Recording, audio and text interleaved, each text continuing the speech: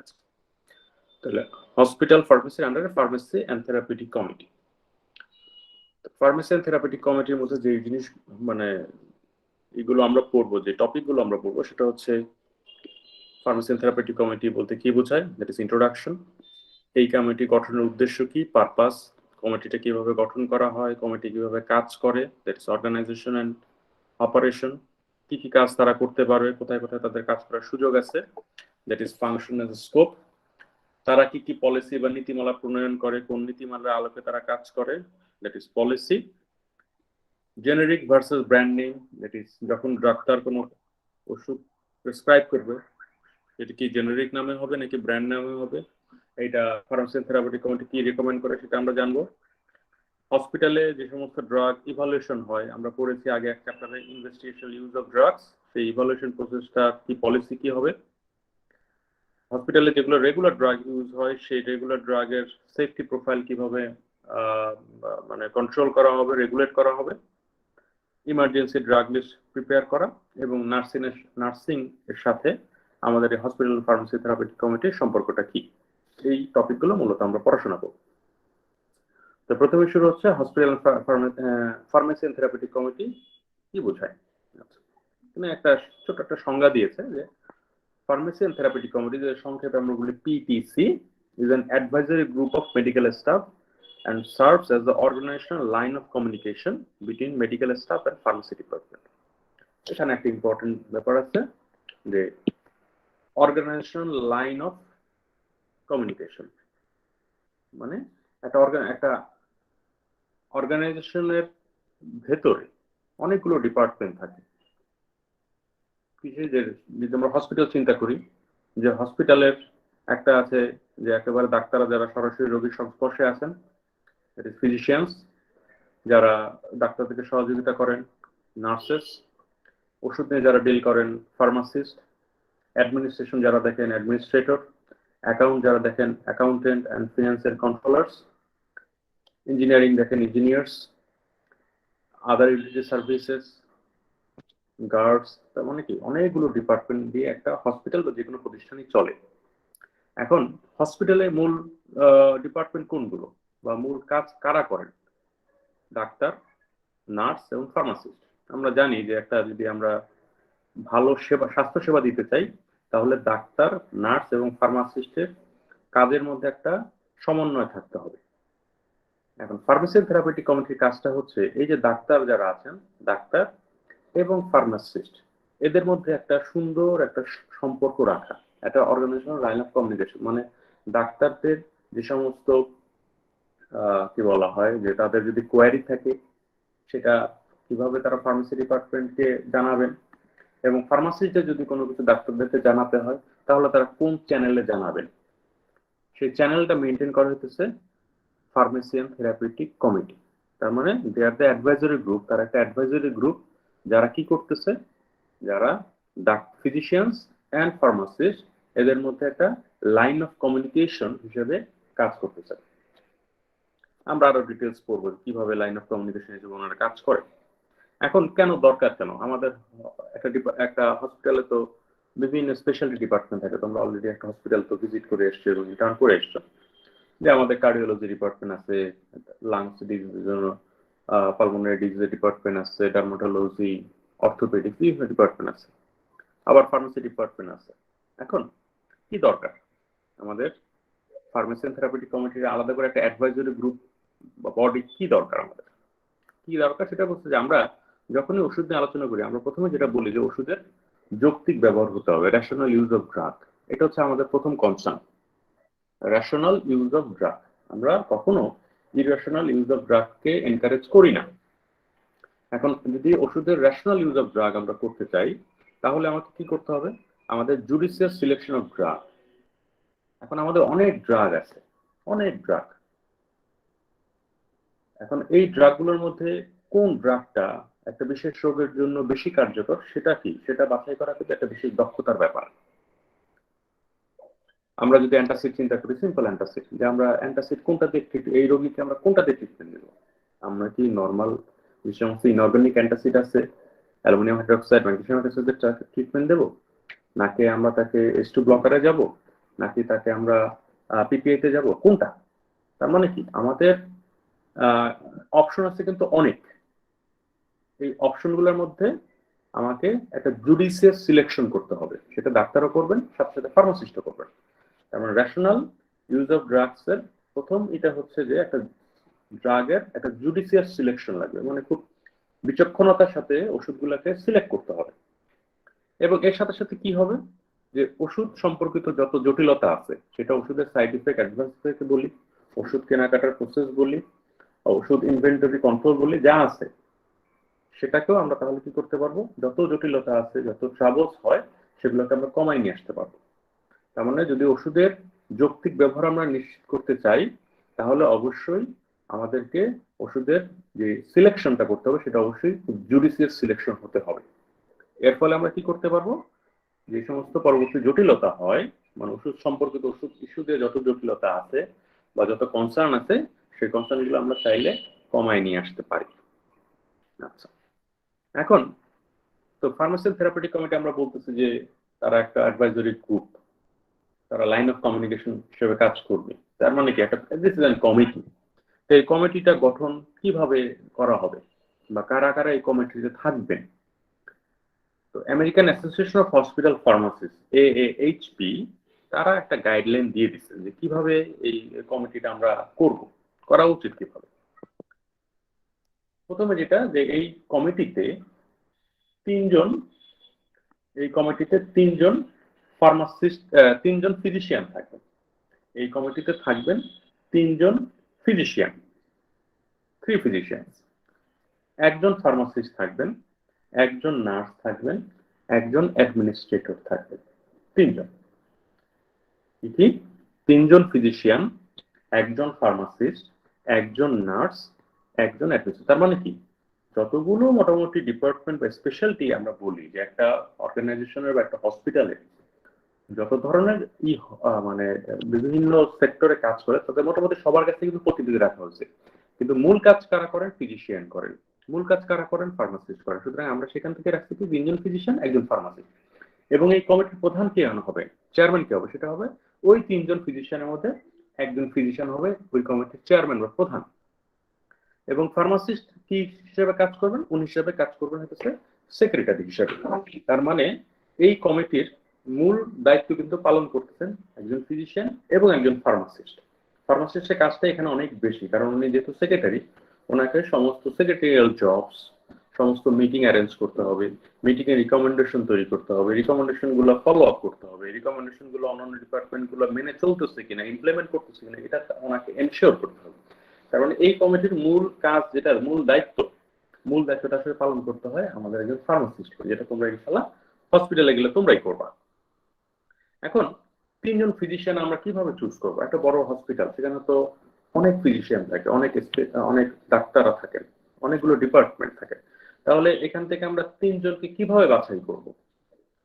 একটা ছোট্ট একটা উদাহরণ আছে এখানে, যে দুটো ভাগ করা হয়েছে। একটা হচ্ছে সার্জারি থেকে ডাক্তারও নেওয়া হবে, মেডিসিন স্পেশালিটি থেকে ডাক্তার নেওয়া হবে। এমন না যে শুধুমাত্র তিনজন ডাক্তার আমাকে বলছে আমি সার্জারি থেকে তিনজন ডাক্তার নিয়ে নিলাম, অথবা মেডিসিন থেকে আমি তিনজন ডাক্তার নিলাম, না, তা না। আমি সার্জারি যেরকম অ্যানাস্থেসিওলজিস্ট, ইউরোলজিস্ট, জেনারেল সার্জন, আমি হয়তো তিনজনের মধ্যে একজনকে বললাম ওকে ফাইন, আমি একজন অ্যানাস্থেসিওলজিস্টকে নিলাম, তাহলে সার্জারি থেকে আমার একজন প্রতিনিধি থাকলো। আর একটা কি, মেডিসিন থেকে, মেডিসিন যেমন dermatologist, allergist, endocrinologist, gastroenterologist, psychiatrist, pharmacologist, এদের মধ্যে থেকে আমি বলবো ওকে ফাইন, এদের মধ্যে থেকে আরো দুজনকে আমাকে দেন। তার মানে কি টোটাল তিনজন। আমি যদি এরকম হয় যে এই হসপিটালটা সার্জারির জন্য স্পেশালিটি খুব, তাহলে হয়তো আমি সার্জারি থেকে দুজন রাখতে পারি, অথবা মেডিসিন থেকে একজন রাখতে পারি। কিন্তু আমি কখনোই শুধুমাত্র একটা স্পেশালিটি থেকে বেশি ডাক্তার রাখবো না, যে আমি কার্ডিওলজি থেকে দুজন রেখে দিলাম, না, সেটা রাখা যাবে না। আমি যদি মেডিসিন থেকে দুজন রাখি, সাপোজ আমি এন্ডোক্রাইনোলজি থেকে একজন রাখলাম, আমি অথবা গ্যাস্ট্রোএন্টারোলজিস্ট থেকে একজন রাখলাম, কিন্তু এমন না যে গ্যাস্ট্রোএন্টারোলজিস্ট থেকে আমি দুজন রেখে দিলাম, না, সেটা রাখা যাবে না। আমাকে প্রত্যেকটা স্পেশালিটি থেকে একজন করে রাখতে হবে। এখন অনেক বড় হসপিটাল, যেটা ঢাকায় অনেক বড়, ঢাকা মেডিকেল কলেজের চিন্তা করো, সেটা প্রায় 2000 বেড সেখানে আছে। তার মানে কি সেখানে প্রত্যেকটা ডিপার্টমেন্ট বা প্রত্যেকটা স্পেশালিটি কিন্তু অনেক বড়। এখন এক স্পেশালিটি কিন্তু আরেক স্পেশালিটির সম্বন্ধে, গ্যাস্ট্রোএন্টারোলজিস্ট উনি কিন্তু এন্ডোক্রাইনোলজি সম্বন্ধে অত বেশি মানে মূল্যবান কোনো মতামত বা ভালো কিছু কন্ট্রিবিউট উনি করতে পারবেন না। কিন্তু তার মানে কি, আমরা কমিটি হচ্ছে আমাদের 3 জন ফিজিশিয়ান নিতেছে, এর বেশি আমরা নিচ্ছি না বা আমাদের রিকমেন্ড করতেছেন না। কিন্তু 3 জন ফিজিশিয়ান, আমি হয়তো বা একজন গ্যাস্ট্রোএন্টারোলজিস্ট নিলাম, একজন ডার্মাটোলজিস্ট নিলাম, অথবা আরেকজন আমি কার্ডিওলজিস্ট নিলাম। এখন আমাকে এমন একটা মতামত দরকার, যে মতামতে আমার আসলে হরমোন বিশেষজ্ঞের একটা মতামত আমার দরকার।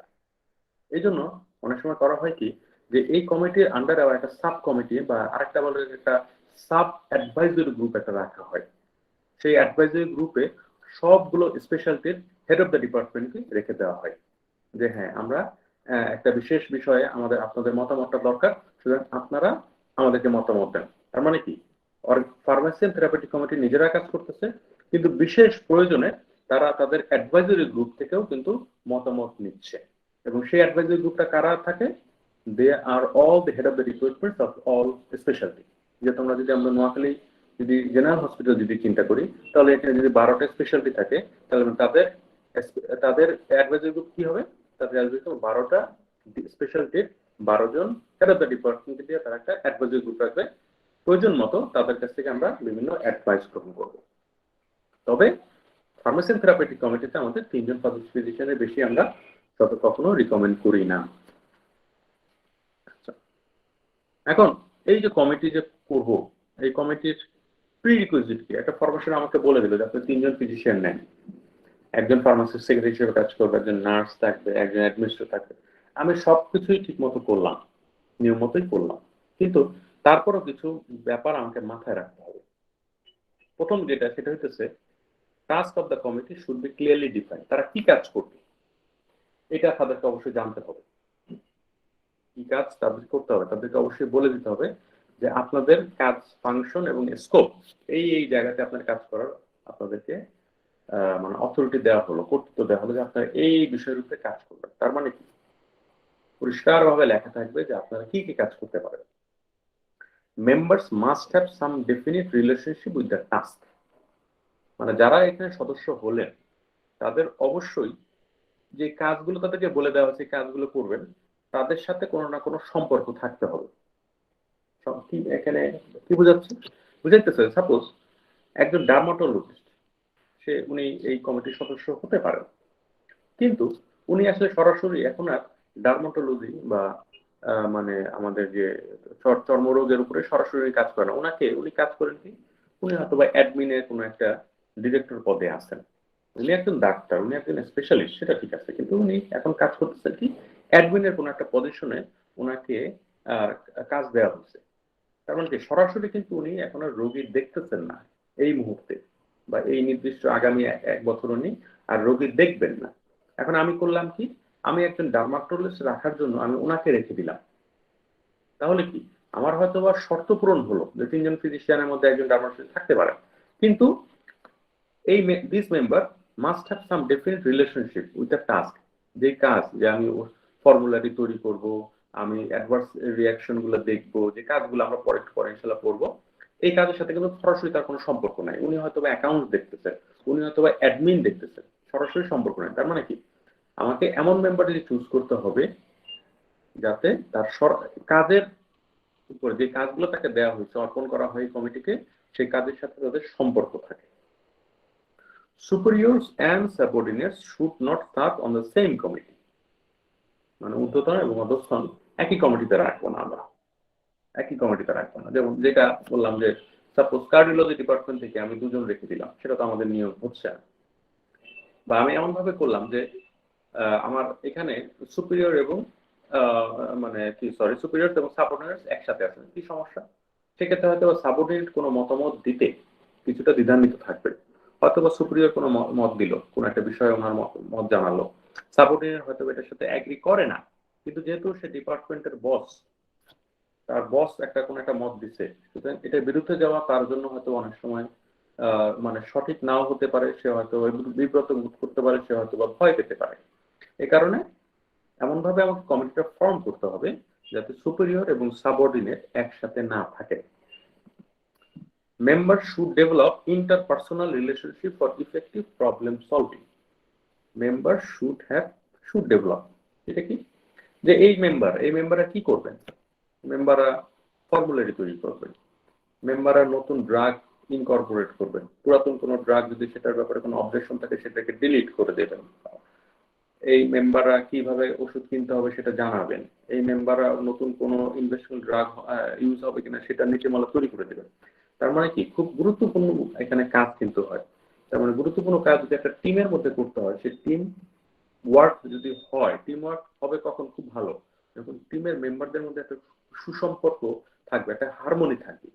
এই জন্য বলা হয়েছে যে members should develop interpersonal relationship, তাদের মধ্যে ব্যক্তিগত সম্পর্কটা কিন্তু খুব সুন্দর হতে হবে, যাতে তারা ভালোভাবে কাজটা করতে পারেন, কোনো প্রবলেম হলে সেটাকে সলভ করতে পারেন। Committees require support of individuals, সেটা কি যে কমিটি কি করতেছে, সবকিছু তারা তাদের সুন্দরভাবে কাজ করতেছেন, তারা রিকমেন্ড করতেছেন, সাজেশন করতেছে যে এই ওষুধটা আপনারা কিনবেন, এই ওষুধটা আপনারা এই ফর্মুলা থেকে বাদ দিয়ে দেন। এখন এটা তো সরাসরি তারা করবেন না, কারা করবেন, তাদের রিকমেন্ডেশন অনুসারে অন্য কোনো একটা ডিপার্টমেন্ট তারা কাজ করবে, সাপোজ ফার্মেসি ডিপার্টমেন্টে কাজ করবে। এখন ফার্মেসি ডিপার্টমেন্টকে বলা হলো, কিন্তু ফার্মেসি ডিপার্টমেন্ট সেই কাজটা করলো না। তার মানে কি ফার্মেসি থেরাপিউটিক কমিটি তাদের যে এখতিয়ারের মধ্যে যা আছে সেই কাজটা সুন্দরভাবে তারা করলেন, কিন্তু যাদেরকে তারা এই কাজটা হবে তারা কিন্তু যদি তাদেরকে সাপোর্ট না করে তাহলে কিন্তু এই কমিটির কার্যকারিতা থাকবে না। এটাই বলা হয়েছে যে committee requires support of individuals for implementation of the recommendation, এই রিকমেন্ডেশন গুলো বাস্তবায়ন করার জন্য বিভিন্ন ব্যক্তির সহযোগিতা কিন্তু লাগবে। তাহলে this is the prerequisite of the committee formation.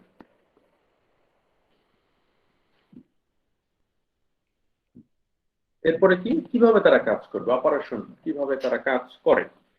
প্রথম দেখতেছে যে তাদের যেহেতু এটা কমিটি, তাদেরকে বিভিন্ন সময় একত্রিত হতে হবে, মিটিং করতে হবে, এবং মিটিং করার সাধারণত একটা মানে ফ্রিকোয়েন্সি দিয়ে দিচ্ছে যে 6 টাইমস পার ইয়ার, 6 টাইমস পার ইয়ার, প্রতি 2 মাস অন্তর তাদেরকে মিনিমাম একবার করতে হবে। যদি এরকম হয় যে ছোট হসপিটাল, অল্প কয়েকটা স্পেশালিটি, অত বেশি মানে কাজ এখানে নাই, অত বেশি রোগী নাই, সেক্ষেত্রে এটা কোয়ার্টারলি হতে পারে, যে প্রতি 3 মাসে একবার। আবার যদি হয় বড় বড় হসপিটাল, খুব বেশি কাজ সেখানে হয়, অনেক রোগী, অনেক স্পেশালিটি, প্রতি প্রায় নিয়মিত আমাদের ফর্মুলাটা আপডেট করতে হয়, নতুন ওষুধ আসতেছে, ইনজেকশনাল ড্রাগ আসতেছে, অ্যাডভার্স রিঅ্যাকশন বেশি হচ্ছে। যদি বিজিআর হসপিটাল হয় সেক্ষেত্রে বলা হয় যে আপনারা প্রতি মাসে অন্তত একবার মিটিং করবেন। Guest can invite guest with specialised knowledge and skill, আমরা যেটা বললাম যে আমাদের ফার্মেসি থেরাপিউটিক কমিটি আন্ডারে আবার একটা সাব অ্যাডভাইজরি গ্রুপ থাকে। সাব অ্যাডভাইজরি গ্রুপ কি করে, কোন স্পেশাল তারা যদি কন্ট্রিবিউশন দরকার হয় তাদেরকে তাদের কাছে পাঠানো হয়, তারা তাদের মতামতটা তুলে ধরে।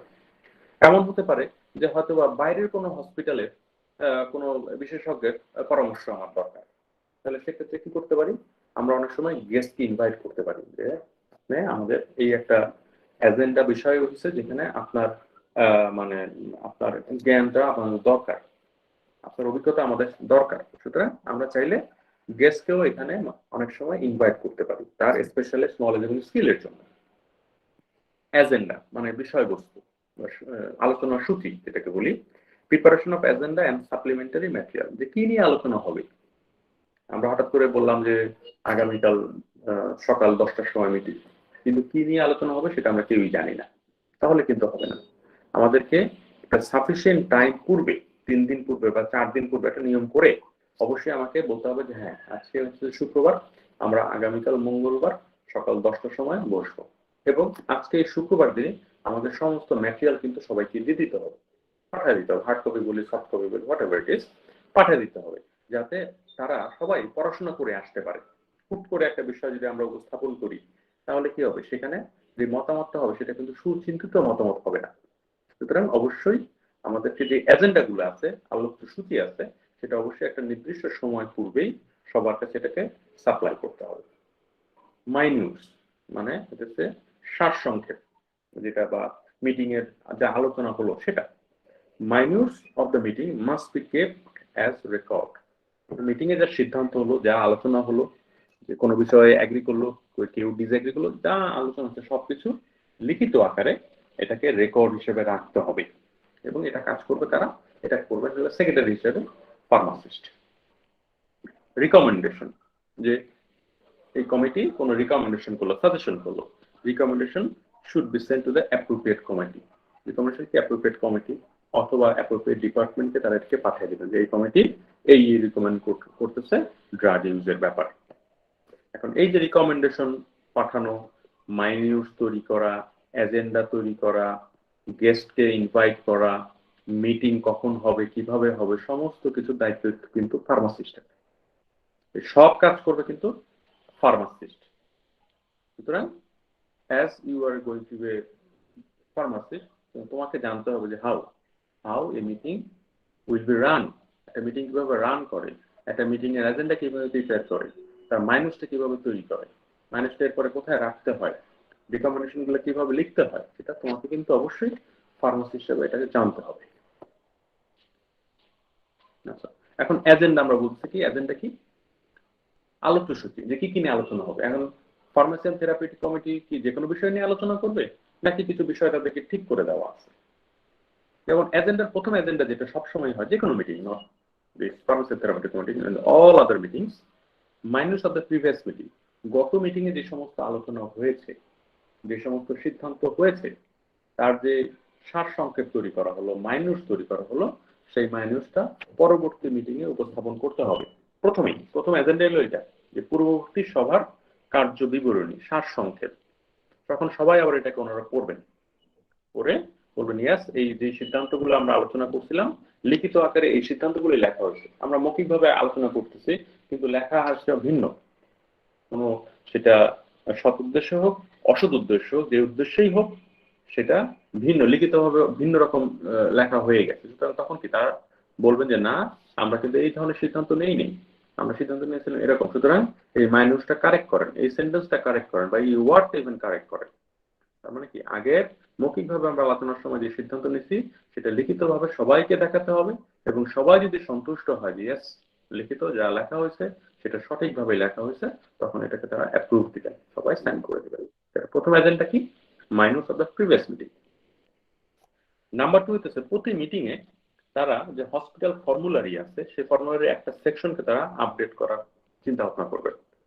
একটা ফর্মুলারিতে অনেকগুলো সেকশন থাকে, প্রতি মিটিং এ তারা কি করবেন, একটা করে সেকশন তারা ঠিক করবে যে এই সপ্তাহে বা এই মাসের মিটিং এ বা এই 2 মাস অন্তরে যে মিটিং এ আমরা এই সেকশনটা নিয়ে আলোচনা করব, এবং এই সেকশনটা যদি কোনো আপডেট করা হয়, দরকার হয়, কোনো ডিলিশন করার দরকার হয়, সেটা আমরা সিদ্ধান্ত নেব। এরপরে এজেন্ডা কি হতে পারে? নিউ ড্রাগ, যে নতুন কোনো ড্রাগ বাজারে আসছে এবং তার যে ম্যানুফ্যাকচারার আছে, তার যে সাপ্লায়ার আছে, তারা আমাদের কাছে আবেদন করছে যে আমরা নতুন একটা ড্রাগ নিয়ে এসেছি, এটা আপনাদের ফর্মুলারিতে অন্তর্ভুক্ত, এটা আমরা চাই। এরকম যদি কোনো প্রপোজাল থাকে তাহলে সেটা এই ফার্মাসি থেরাপিউটিক কমিটি মিটিং এ প্রথম আসবে। Investigational use of drugs currently use in the hospital, যে ওষুধগুলা ইনভেস্টিগেশনাল ইউজ হচ্ছে আমাদের হসপিটালে সেগুলোর অবস্থা কি, সেটা প্রতি 1 মাস 2 মাস যেই মিটিং হোক না কেন সেই মিটিং এ উপস্থাপন করতে হবে, এবং তারা সেটাকে কনস্ট্যান্ট একটা রিভিউ করবেন, হ্যাঁ কি হচ্ছে, এই ড্রাগ ইউজটা কতটুকু ইউজ হলো, তার আউটপুটটা কি। Review of adverse drug reactions reported in the hospital, যে রেগুলার যে ড্রাগ ব্যবহার করা হচ্ছে সেই ড্রাগগুলোর কোনো অ্যাডভার্স রিঅ্যাকশন হয়েছে, অ্যাডভার্স রিঅ্যাকশন হলে তার নির্দিষ্ট ফর্ম আছে, সেই ফর্মে কি করতে হয়, সেটাকে ফিল আপ করে রাখতে হয়, সেটা ফার্মাসিস্ট, নার্স, ডাক্তার সবাই থেকে ফিল আপ করে রাখেন এবং সেটাকে একটা রেকর্ড হিসেবে রাখেন। এই ধরনের যদি রিপোর্ট আসে যে হ্যাঁ গত 1 মাসে এই কয়টা অ্যাডভার্স রিঅ্যাকশন, ড্রাগ রিঅ্যাকশন হয়েছে, বা এই ড্রাগের হচ্ছে, এই জেনেরিক নামের অথবা এই ব্র্যান্ড নামের এটা হচ্ছে, তখন এটা কি, তখন ওরা আলোচনা করবেন ইয়েস আচ্ছা তাহলে এই যে অ্যাডভার্স ড্রাগ রিঅ্যাকশনটা হলো এটা কি কারণে হলো, এটা একটা ইনভেস্টিগেট ওনারা করবেন। তাহলে মূলত এজেন্ডা হয় এটাই, যে একটা কি, যে minus of the previous meeting, কোন একটা 2 নাম্বার হচ্ছে ফর্মুলারি কোন একটা সেকশনকে তারা প্রতি 1 মাস বা 2 মাস অন্তর অন্তর তারা আপডেট করবেন, নতুন কোন ড্রাগ যদি বাজারে আসে সেটাকে তারা অন্তর্ভুক্ত করার সেভাবে সিদ্ধান্ত নেবেন। ইনভেস্টিগেশনাল ইউজ অফ ড্রাগ যেগুলো হচ্ছে সেইটার ব্যাপারে তারা নিজেদেরকে আপডেট করবেন, এবং ড্রাগ অ্যাডভার্স ড্রাগ রিঅ্যাকশন হলে সেটা তাদেরকে জানানো হবে, এবং যদি ইনভেস্টিগেশনের প্রয়োজন হয় তারা ইনভেস্টিগেট করবে।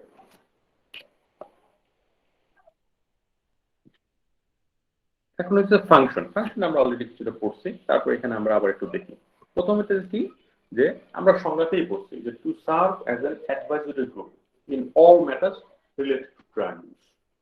ড্রাগ ইউজের ব্যাপারে যত ধরনের ম্যাটার আছে, সেটা ওষুধের সাইড ইফেক্ট হোক, অ্যাডভার্স ইফেক্ট হোক, ওষুধ কেনা হোক, কোনো একটা নির্দিষ্ট ব্র্যান্ড কেনা হোক, এটা ড্রাগ ইউজ হোক, এটা ফর্মুলারিতে অন্তর্ভুক্ত হোক, ফর্মুলারি থেকে এটাকে ডিলিট করা হোক, যা হোক না কেন, ওষুধ নিয়ে যা আছে সবকিছুর ব্যাপারে সিদ্ধান্ত গ্রহণ করবো হইতেছে pharmacy and drug therapeutic committee.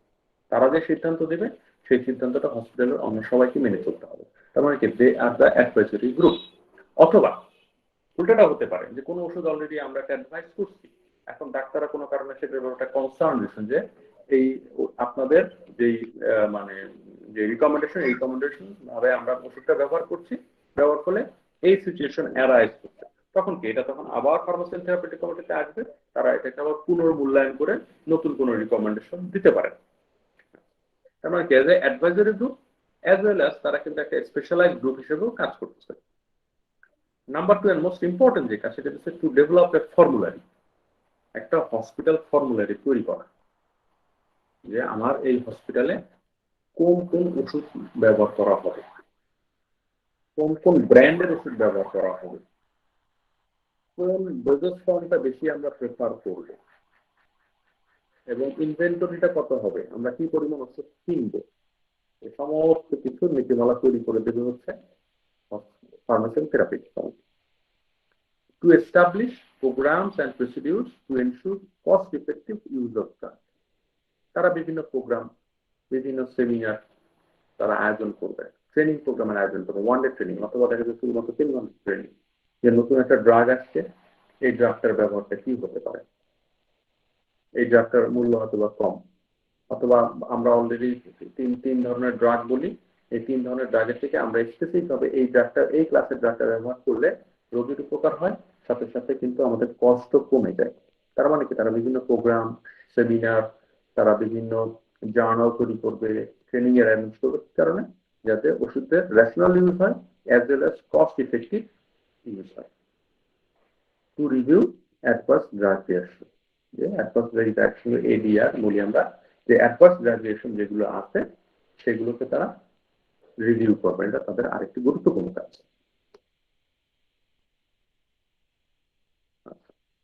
Policy, policy অনেকগুলো আছে, আমি ধীরে ধীরে আলোচনা করব। এই চ্যাপ্টারের মূল অংশটা হচ্ছে পলিসি, যে কি কি পলিসি তারা মেনটেন করেন। আচ্ছা, পলিসির মধ্যে প্রথম যেটা কথা, সেটা হচ্ছে যে ড্রাগের কিছু ক্যাটাগরি আছে, এবং American association of hospital pharmacist তারা সাধারণত 4টা ক্যাটাগরির ওষুধ করেন। হসপিটালে যে ওষুধ ব্যবহার করা হয় সেই ওষুধের 4টা ক্যাটাগরি ব্যবহার করে। প্রথমটা হচ্ছে ফর্মুলারি ড্রাগ, মানে আমরা যে হসপিটাল ফর্মুলারিটা ডেভেলপ করছি সেই ফর্মুলারিতে যে ড্রাগগুলো অন্তর্ভুক্ত আছে ফর জেনারেল ইউজ, এবং যারা মেডিকেল স্টাফ, মানে যাদের প্রেসক্রিপশন করার অথরিটি আছে, তারা যে কেউ প্রেসক্রাইব করতে পারবে এই ফর্মুলারির ভিতর থেকে, মানে ডাক্তার হতে পারে, ফার্মাসিস্ট হতে পারে, ইভেন নার্সও হতে পারে। তার মানে হসপিটালে যারা স্বাস্থ্য সেবা দেন, সরাসরি যুক্ত আছেন, যাদের প্রেসক্রিপশন করার অথরিটি আছে, তারা এই ফর্মুলারি থেকে যে কোনো ওষুধ প্রেসক্রাইব করতে পারবে। সেটাকে আমরা বলতেছি কি, ফর্মুলারি ড্রাগ।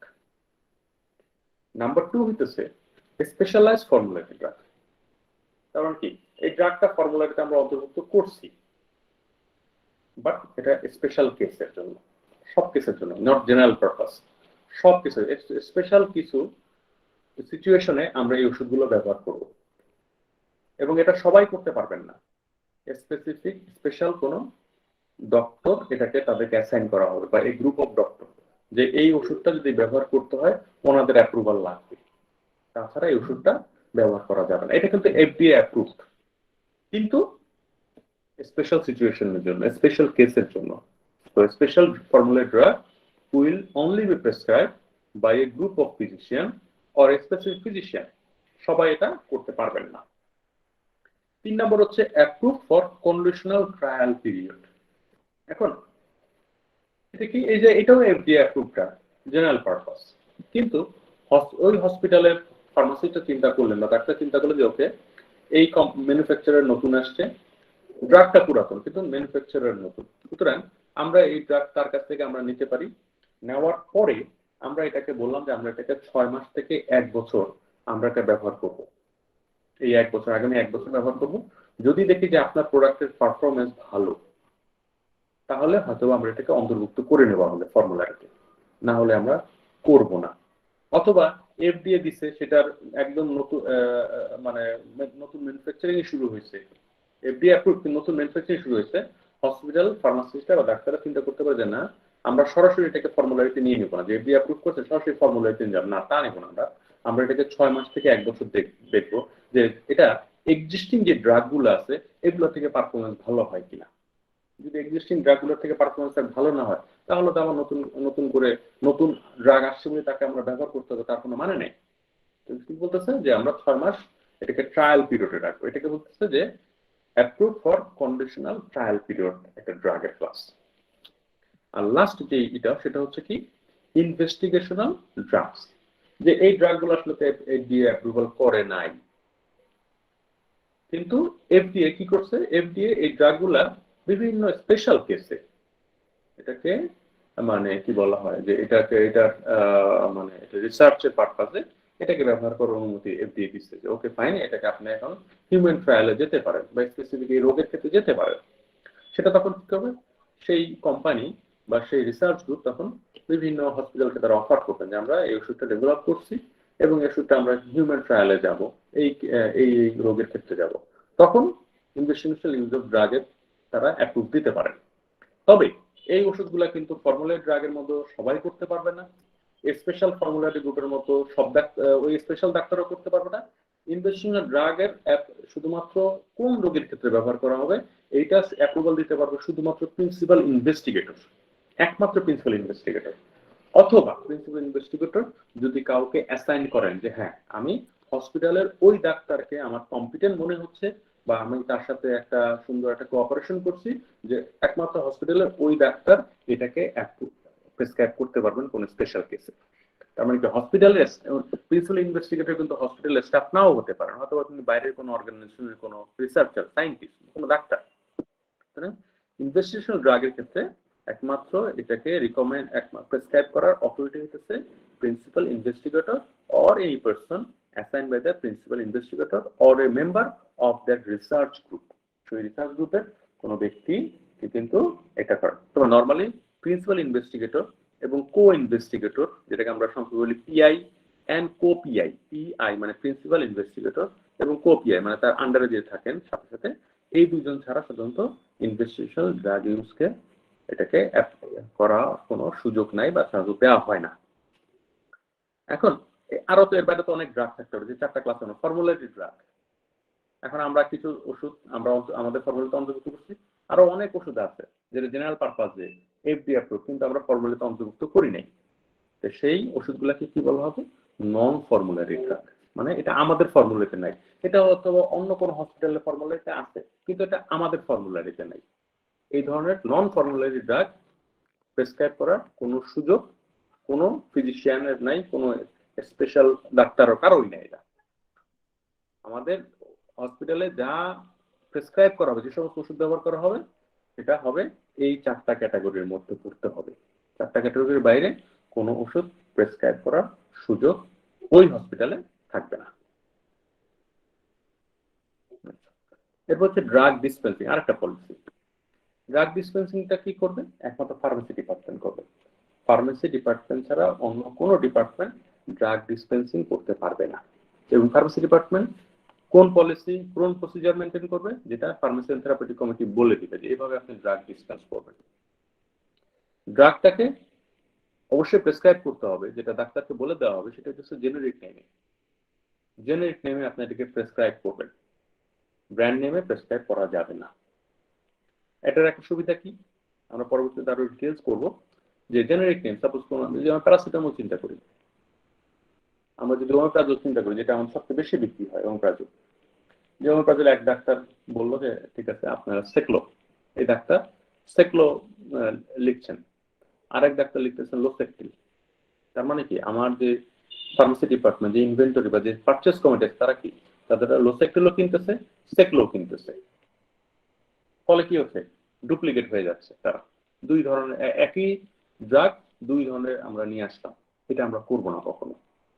যদি না আমাদের ফার্মাসি ডিপার্টমেন্ট বলে ওকে ফাইন, এই যে 5টা ওমেপ্রাজল ব্যবহার করবেন, এই ওমেপ্রাজলে বাংলাদেশে হয়তো বা 20টা ব্র্যান্ড আছে, এই 20টা ব্র্যান্ডের মধ্যে আমরা এই টপ 5টা ব্র্যান্ড আমরা নিব, এটা তারা রাখতে পারেন। কিন্তু এরকম না যে ওমেপ্রাজল কেনার সময় আমরা সব 20টা ব্র্যান্ডের কিনলাম না, আমরা কখনো এটা করবো না। আমরা কিনবো সবচেয়ে ভালো, সবচেয়ে গুণগত মানের সবচেয়ে ভালো এবং তার সবচেয়ে কম দাম, দুটো। আমরা মানের সাথে কোনো কম্প্রোমাইজ নাই। আমরা মান যখন আমাদের স্ট্যান্ডার্ড মিট করবে তখন আমরা বলবো ওকে ফাইন, আমরা এটা এখন কত দামে কিনতে পারি, তখন এটা বিডিং এ যাবে বা টেন্ডারে যাবে। হ্যাঁ, কোনো কোনো ক্ষেত্রে হয়তো ডাক্তার বলতে পারেন যে ওই ব্র্যান্ডের ওই স্পেসিফিক ওষুধটাই আমাকে দেন, লাগবে, এটা বলতে পারেন ডাক্তার, তবে সেটা স্পেশাল কেসে অনলি। যে কোন ডাক্তার সবসময় বললেন যে না উনি সবসময় ফর্মুলারির বাইরেই ড্রাগ প্রেসক্রাইব করেন, তা হবে না। উনি অবশ্যই এর রিজনিংটা বলে দিবেন যে কেন এই ড্রাগটা অন্য কোম্পানির থাকা সত্ত্বেও অন্য একটা কোম্পানির কেন দরকার, এটা অবশ্যই উনি একটা রিজনিং দিয়ে দিবেন। ঠিক আছে, যে হয়তোবা একটা ড্রাগের হয়তোবা একটা ডোজেস ফর্ম আমরা ব্যবহার করি, একটা এস্টাবলিশ ডোজেস ফর্ম আছে, এখন এই ড্রাগের হয়তো অন্য কোনো ডোজেস ফর্ম আসছে যেটা আমরা ফর্মুলারিতে এখন অন্তর্ভুক্ত করি নাই, কিন্তু ডাক্তার হয়তো বলতে পারে ওকে ফাইন, এই রোগীর ক্ষেত্রে ওই ডোজেস ফর্মটা সবচেয়ে ভালো হবে। তখন কি, তখন আরেকটা ডোজেস ফর্মে আর অন্য একটা ব্র্যান্ডের বা অন্য একটা ম্যানুফ্যাকচারের ওষুধ আমরা চাইলে কিনতে পারি। Pharmacy department is responsible for selection of drugs.